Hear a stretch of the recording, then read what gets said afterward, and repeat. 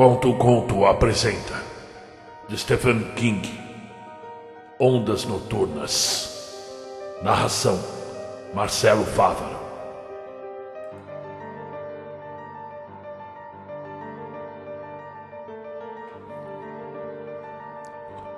Depois que o cara já estava morto e o cheiro de sua carne queimada tinha sumido no ar, voltamos todos para a praia.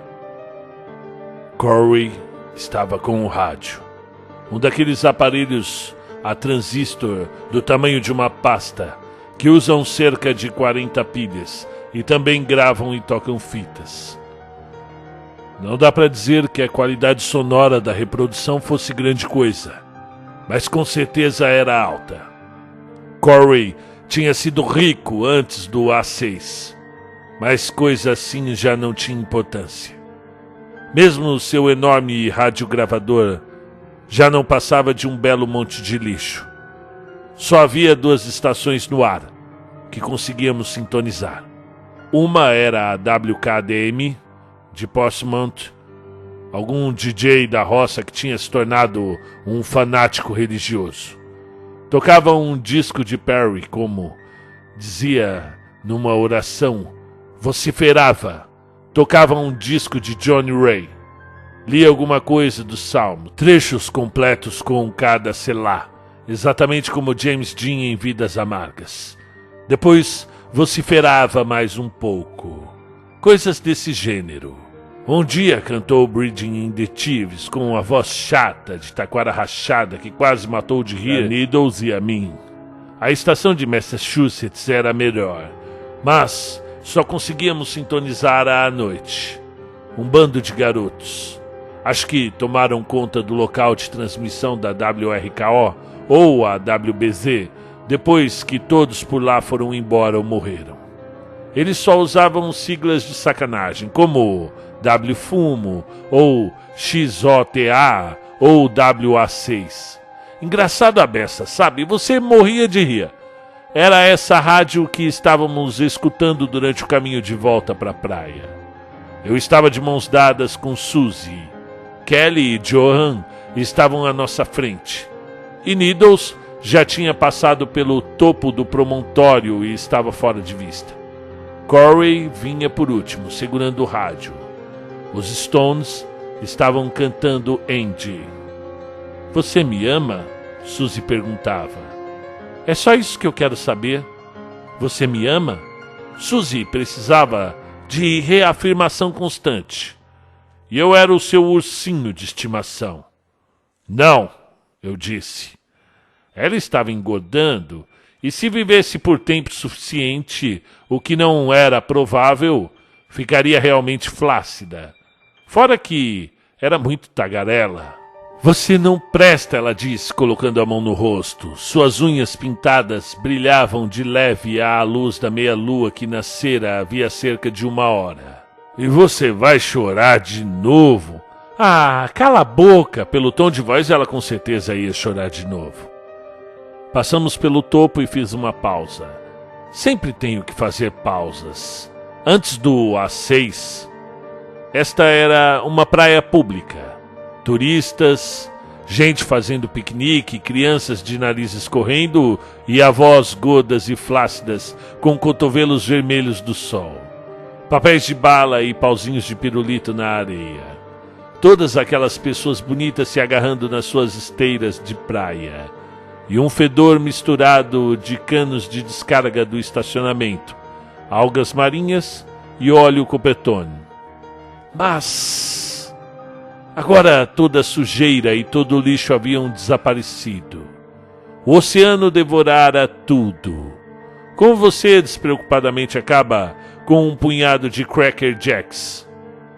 Não havia gente para voltar e sujá-la outra vez. Só nós. E não éramos bastantes para fazer muita zona.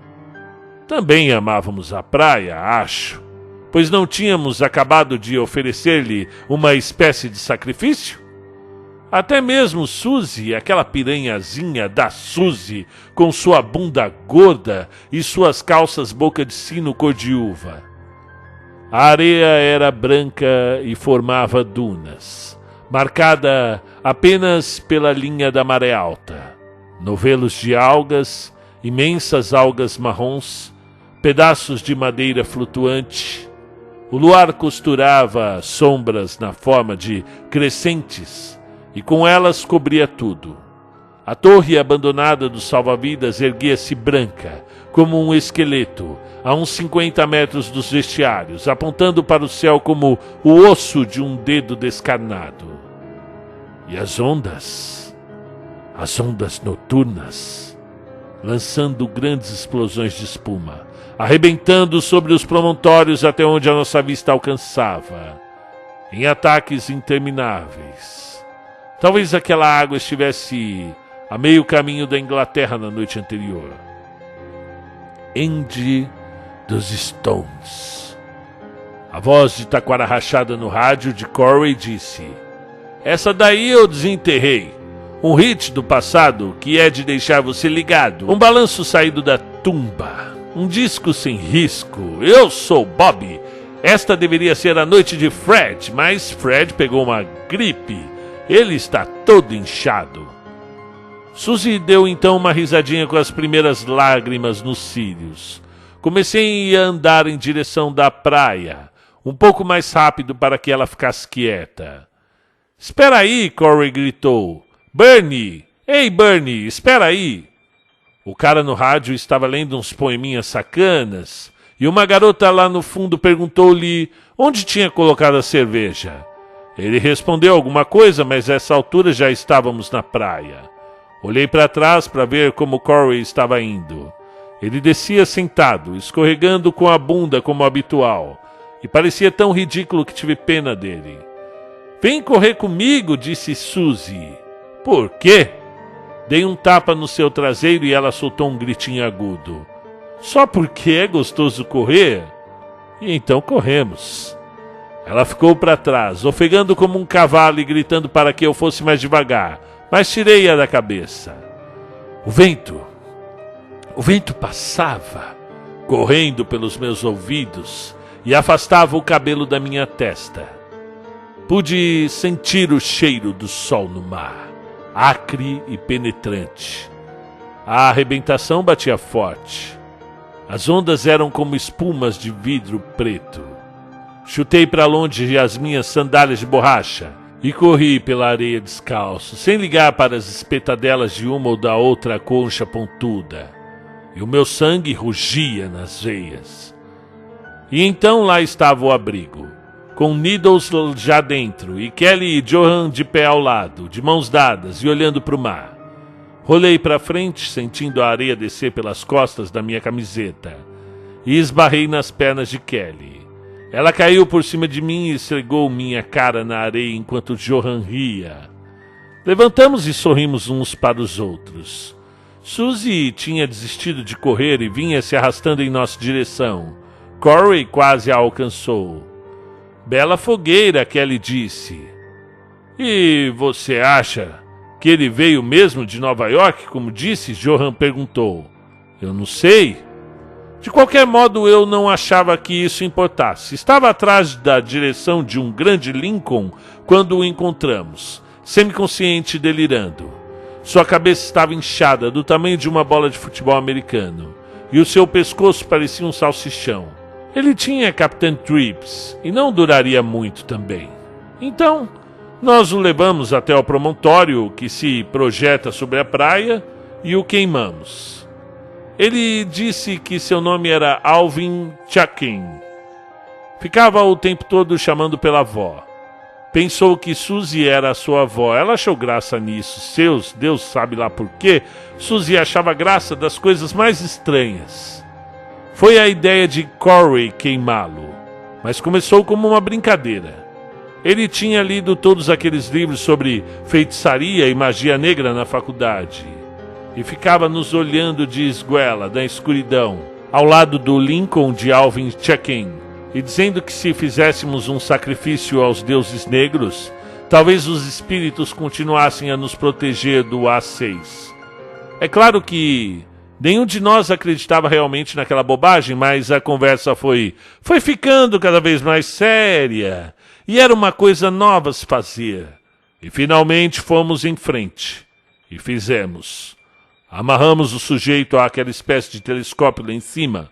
Você coloca uma moeda e, num dia claro, consegue ver até o farol de Portland. Usamos nossos cintos para amarrá-lo. E depois começamos a remexer o chão ao redor em busca de arbustos secos e pedaços de madeira trazida pelo mar. Feito crianças brincando de um novo tipo de esconde-esconde. Durante todo o tempo em que fizemos isso, Alvin Chicken ficou largado no seu canto, murmurando qualquer coisa para a avó. Os olhos de Suzy ficaram muito brilhantes. E ela respirava rápido. E aquilo realmente a estava deixando empolgada. Quando a gente estava lá embaixo na ravina, do outro lado da ponta de pedra, ela se inclinou na minha direção e me beijou.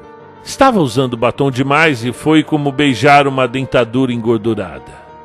Afastei-a de mim e foi então que ela começou a amarrar aquela trompa. Voltamos lá para cima, todos nós, e empilhamos galhos secos e gravetos ao redor da cintura de Alvin. Needles ateou fogo à pira com seu zipo, e as chamas se espalharam rápido. E no final, logo antes do seu cabelo pegar fogo, o sujeito começou a gritar. E o cheiro era igualzinho ao do porco agridoce chinês.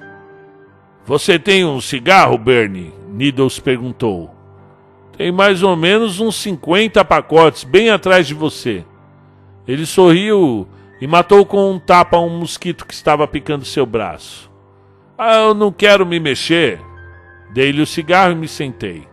Suzy e eu encontramos Needles em Portland. Ele estava sentado no meio-fio em frente ao State Theater, tocando melodias do Ledbury e num velho violão Gibson grandão que havia roubado em algum lugar. O som ecoava pela Congress Street, como se ele estivesse tocando numa casa de shows. Suzy parou diante de nós ainda sem fôlego. Você não presta, Bernie. Vamos lá, Sue, vira o disco. Esse lado já encheu.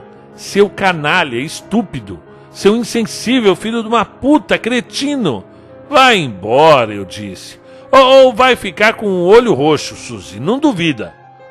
Ela começou a chorar outra vez. Era realmente boa nisso. Corey se aproximou e tentou colocar o braço ao redor de seus ombros. Ela lhe deu uma cotovelada no meio das pernas e ele cuspiu em seu rosto. Eu te mato! Ela se atirou sobre ele, gritando e chorando e agitando as mãos. Corey recuou, quase caiu. Depois se virou e correu. Suzy seguiu-o, berrando obscenidades histéricas. Needles jogou a cabeça para trás e riu. O som do rádio de Corey chegava bem fraco até nós, por sobre as ondas da arrebentação. Kelly e Johan tinham se afastado. Eu podia vê-los na beira d'água, caminhando com os braços ao redor da cintura um do outro. Pareciam uma propaganda na vitrine de uma agência de viagens. Voe para a bela Sandlorca. Era legal. O lance deles era bacana. Bernie, o quê? Eu estava sentado fumando, pensando em Needles, girando a parte de cima do seu zipo, fazendo a pedra do isqueiro bater no metal, acendendo o fogo como um homem das cavernas. Eu peguei, Needles disse. É? Olhei para ele. Tem certeza? Tenho sim. Minha cabeça está doendo. Meu estômago está doendo. E dói quando eu mijo.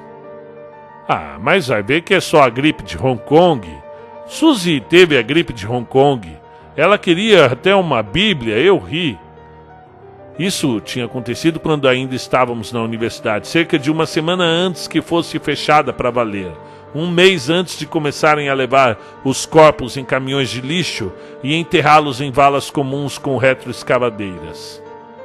Olha, ele acendeu um fósforo e segurou-o no ângulo do queixo. Eu podia ver as primeiras manchas triangulares, os primeiros inchaços. Era o A6, sem dúvida. Certo, eu disse. Eu não me sinto tão mal assim, ele disse. Na minha cabeça, eu quero dizer. Mas você pensa nisso num bocado, dá pra ver. Eu não penso não. Mentira. Claro que pensa. Como aquele cara hoje à noite. Você também estava pensando nisso. Provavelmente fizemos um favor a ele. Se formos analisar a situação, eu acho que ele nem sabia o que estava acontecendo. Ah, ele sabia sim. Ele deu de ombros e se virou de lado. Não importa. Ficamos fumando. E eu observava as ondas indo e vindo. Needles estava com a Captain Trips. Isso tornava tudo real outra vez. Já estávamos no final de agosto. E em algumas semanas o frio do outono começaria a se aproximar. Seria a hora de irmos para dentro de algum lugar. Inverno. Motos lá pelo Natal, talvez, todos nós. Na sala de estar de alguém com um radiogravador caro de Corey no alto de uma estante cheia de exemplares de seleções e o sol fraco do inverno cobrindo o tapete com os padrões sem sentido das vidraças da janela. A visão foi tão clara que me fez estremecer. Ninguém deveria pensar sobre o inverno em agosto. É como alguém caminhando sobre a sua sepultura. E Needles riu. Está vendo? Você pensa nisso sim. O que eu poderia fazer? Fiquei de pé. Eu vou procurar a Suzy. Talvez nós sejamos as últimas pessoas da face da Terra, Bernie. Você já pensou nisso? Sob a luz fraca da lua. Ele já parecia meio morto até. Com círculos sobre os olhos e os dedos pálidos, imóveis como lápis. Desci até a arrebentação e olhei para o mar. Não havia nada para ver além das corcovas inquietas e imóveis das ondas, cobertas por delicados cachos de espuma. O estrondo da arrebentação era imenso ali embaixo, maior do que o mundo. Era como estar de pé dentro de uma tempestade de relâmpagos. Fechei os olhos e girei sobre os meus pés descalços. A areia estava fria e úmida e compacta. E se fôssemos as últimas pessoas na face da terra, e daí? Aquilo continuaria enquanto houvesse uma lua para atrair a água. Suzy e Corey estavam na praia. Suzy estava montada nele como se fosse um potro selvagem, batendo com sua cabeça na água que ia e vinha espumando. Corey chapinhava e batia os braços. Os dois estavam ensopados. Fui até lá e empurrei-a com o pé. Corey saiu chapinhando de quatro, bufando e ofegando. Eu te odeio, Suzy gritou para mim. Em sua boca, numa careta, era um crescente negro. Parecia a entrada de uma casa dos horrores. Quando eu era criança, minha mãe costumava nos levar ao Harrison State Park. E lá havia uma casa dos horrores com o rosto grandão de um palhaço. A gente entrava pela boca. Vamos lá, Suzy, de pé, Rex. Estendi a mão. E ela segurou-a um pouco relutante e levantou-se. Havia areia molhada e grudada na sua blusa e na sua pele. Você não precisava me empurrar, Bernie. Você nunca... Vamos lá. Ela não era igual a uma jukebox. Você nunca precisava colocar uma moeda e ela nunca desligava da tomada. Caminhamos pela praia na direção da loja de conveniência. O homem que dirigia aquele lugar tinha um pequeno apartamento no segundo andar. Havia uma cama ali. Na verdade, ela não merecia uma cama. Mas Needles estava certo a respeito disso. Ninguém estava mais contando a pontuação no jogo. A escada era na parte lateral da construção, e fiz uma pausa por apenas 1 minuto, a fim de olhar pela janela quebrada para as mercadorias empoeiradas lá dentro, que ninguém tinha se dado ao trabalho de saquear. Prateleiras com casacos de moletom, Enson Beach, e uma fotografia do céu e das ondas impressa na frente. Pulseiras reluzentes que deixariam o pulso verde no segundo dia. Brincos brilhantes que eram verdadeira sucata. Bolas para jogar na praia, cartões com diversas dizeres sacanas, madonas de cerâmica muito mal pintadas. Vômito de plástico parece tão real. Experimente com sua mulher. estrelinhas para uma festa de 4 de julho que nunca houve, e toalhas de praia com uma garota voluptuosa de biquíni, de pé em meio aos nomes de centenas de balneários famosos, flâmulas, lembranças de Hanson Beach e Park, balões, roupa de banho. Havia uma lanchonete na frente com um cartaz dizendo: experimente a nossa torta especial de mexilhões. Eu costumava vir um bocado a Hanson Beach quando ainda estava na escola. Isso foi uns 7 anos antes do A6. E eu saía com uma garota chamada Maureen.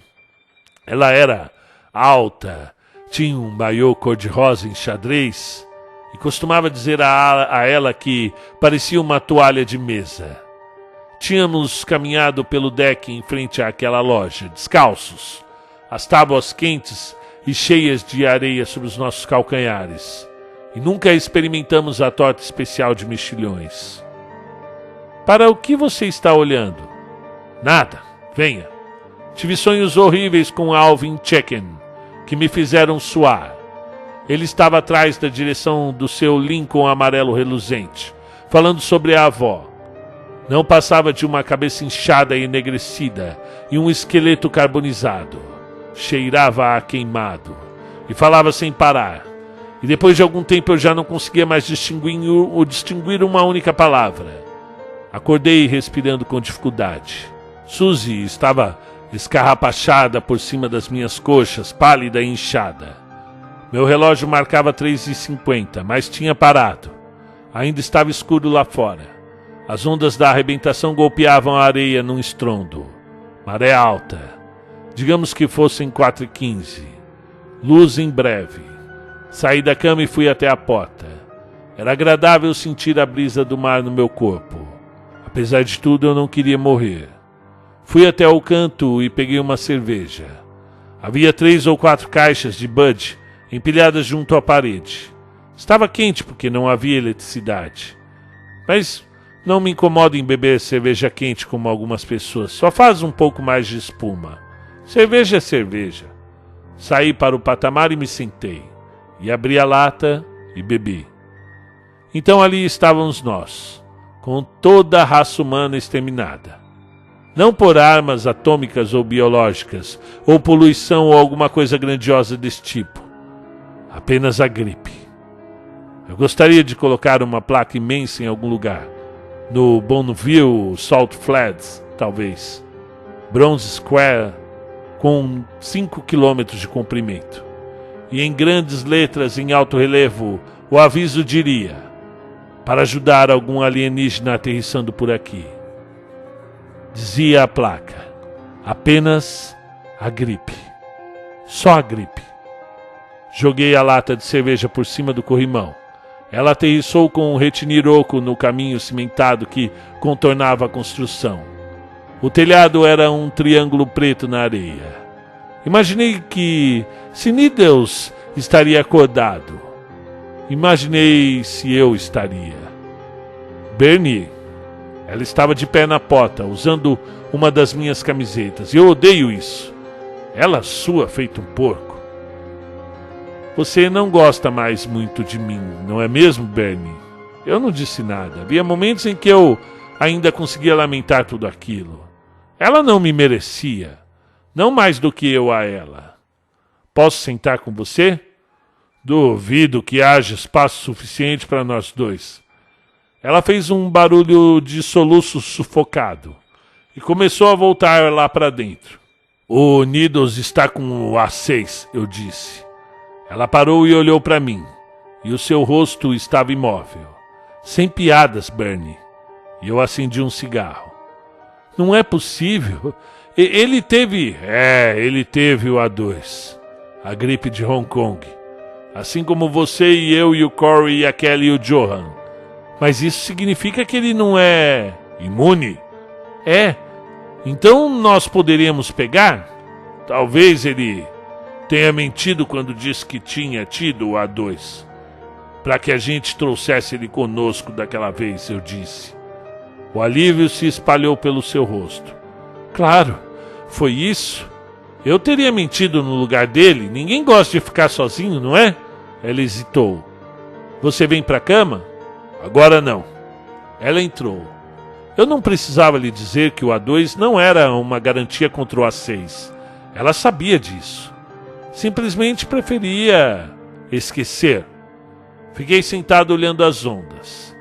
O mar estava mesmo forte.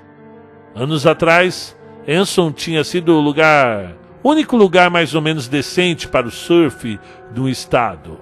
O promontório era uma corcova escura e saliente contra o céu. Eu tinha a impressão de ver o rosto de observação erguendo-se verticalmente, mas provavelmente era só imaginação. Às vezes Kelly levava Johan até o topo do promontório. Acho que eles não estavam ali naquela noite. Coloquei o rosto nas mãos e o apertei, sentindo a pele, sua granulação e sua textura. Tudo estava se estreitando tão depressa, e tudo era tão miserável. Não havia dignidade naquilo. As ondas se aproximando, se aproximando, se aproximando, sem limite. Limpas e profundas. Tínhamos vindo aqui no verão, Maureen e eu.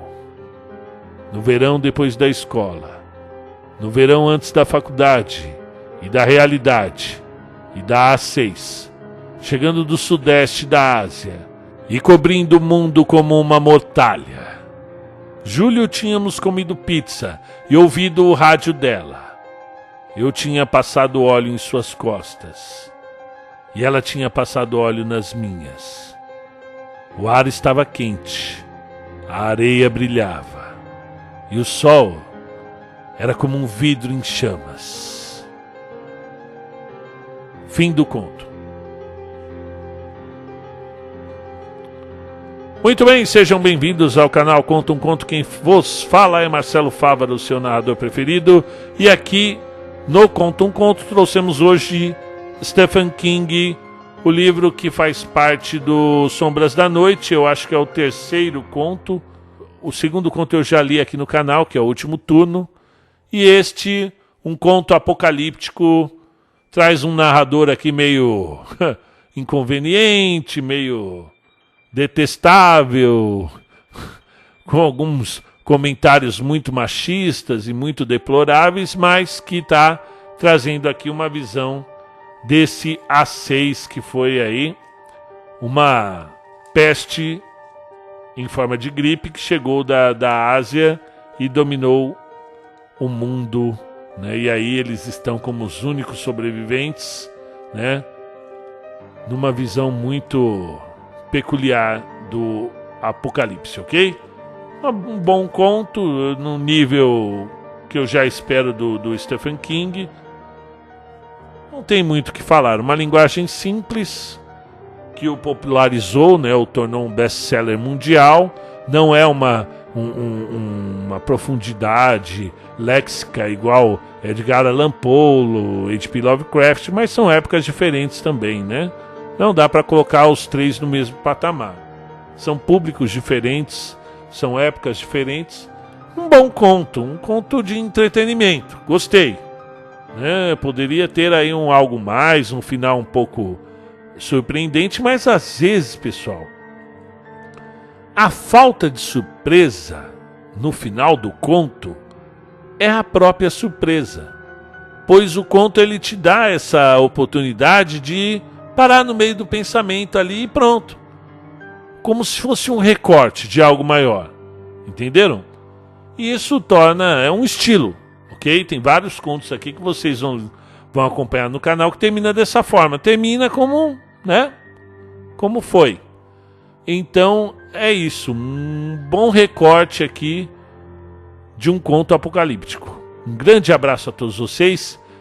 Inscrevam-se, ativem o sininho para receber mais contos literários e nos siga no Instagram, tem conteúdos muito legais lá para você participar mais, para aumentar a interação entre o ouvinte e o canal, ok? Um grande abraço a todos e até a próxima.